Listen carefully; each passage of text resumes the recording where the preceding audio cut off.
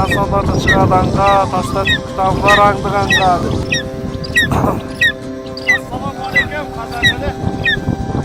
Міне бүгін бір қансандарға шығып, Алла қаласа, Алланың сәтімен Күні алсақ па деген ниеттеміз, Алла бұйырса. Құдай бұйырса, Айдос бауырым қолда. Құдай бұйырса, түркімен салсам деп тұр. Алла сәтін берсе, қазір әлі біраз жол бар. Сол сапар жолдарда Алла қаласа бұйырса шығып баратын шығар түркіміз.